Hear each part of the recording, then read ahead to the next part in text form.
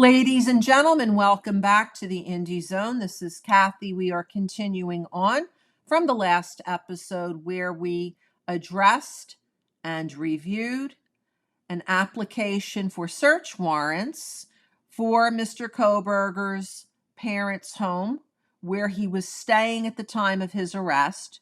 And we saw that in support of those search warrants that there was a statement made by Mr. Payne, which went into some of the reasons why and what he was looking for. And these items were presented to the court. Now, what the Pennsylvania authorities did is they asked for, based on Detective Payne's statement, for certain things in the application for the search warrant. And we see here that some of those items were from the person of Brian C. Kohberger: blood or other bodily fluids or materials, knives, sheaths, other weapons, documents, medications, drugs, records, any property belonging to Ethan Chapin, Kaylee Goncalves, Xana Kernodle, Madison Mogan, Bethany Funk, and or Dylan Mortensen, documents, records, data compilations related to 1122 King Road, Idaho, in Moscow, and or to the 4 victims and the 2 surviving roommates named therein, clothing to include but not be limited to dark shirts or pants, masks, shoes with a diamond patterned sole, DNA, and 4 samples of Brian Kohberger's DNA by buccal swabs taken from the inside of Mr. Kohberger's mouth and or whole blood samples.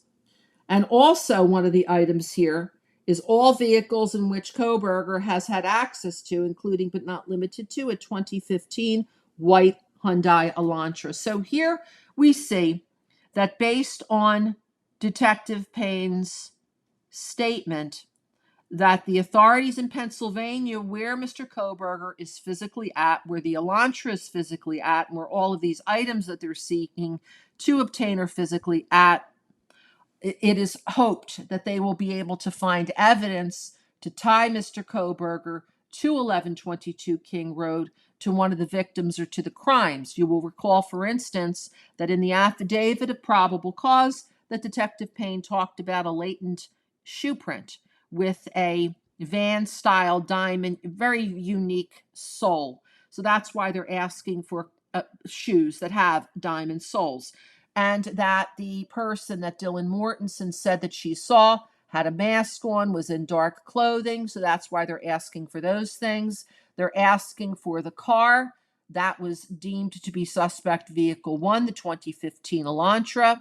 They're looking for 4 swabs of Mr. Kohberger's DNA. This was presented to the court in the form of the application, which I've provided you with a link to that you can pull down and you can read along for yourself. You'll see that the court approved of the application. So then the Pennsylvania authorities, and it's also stated in here that the FBI assisted with the search and that the FBI opened up a file with the Department of Justice that included the items that were taken from the residence. And there are 4 swabs, there are weapons, there are other things, books and other things from the Elantra itself. And everything, again, was signed off by Michael Kohberger because it's his property. It's not Brian Kohberger's property. So here we see that evidence was gathered, was collected by the FBI. A file was opened up, and this will be part of the evidence that the authorities back in Idaho will hope will help them to establish beyond a reasonable doubt that Mr. Kohberger is the person who committed the crimes. As we've stated, we must emphasize that he is deemed innocent until adjudicated guilty at beyond a reasonable doubt evidentiary standard. This will conclude our analysis of the search warrant applications and what was seized in Pennsylvania. Please join us next time when we will review other documents from the Pennsylvania court file. Thank you very much for your time and your attention.